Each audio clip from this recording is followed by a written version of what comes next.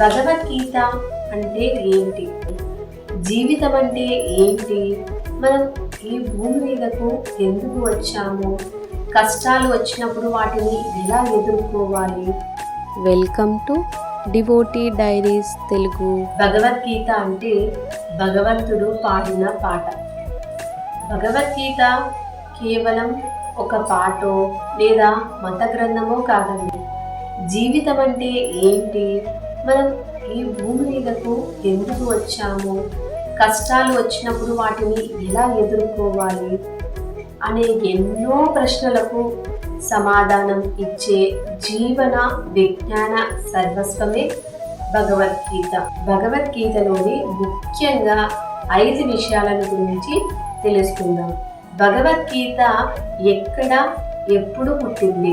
భగవద్గీత సుమారు 5 ఏళ్ల క్రితము కురుక్షేత్ర రణరంగంలో తన బంధువులతో యుద్ధం చేయలేక అర్జునుడు నీరసించిపోయి తన చేతిలోని ధనస్సును వదిలివేసిన అయోమయ స్థితిలో ఉన్నప్పుడు శ్రీకృష్ణుడు చేసిన బోధనే భగవద్గీత.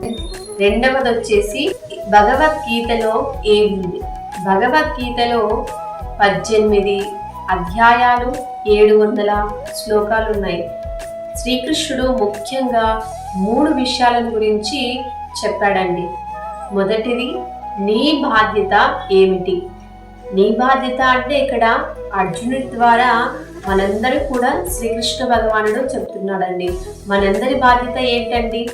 ధర్మాన్ని కాపాడడం, ధర్మాన్ని పాటించడం, ధర్మాన్ని ప్రచారం చేయడమే మనందరి యొక్క బాధ్యత అండి. రెండవది ఏంటి అంటే పని ఎలా చేయాలి? పని అంటే ఏంటండి? కర్మను ఎలా చేయాలి? కర్మను 100% మనం నిర్వర్తించాలి, కానీ దాని నుండి వచ్చే ఫలితాన్ని మాత్రం ఆశించకూడదండి.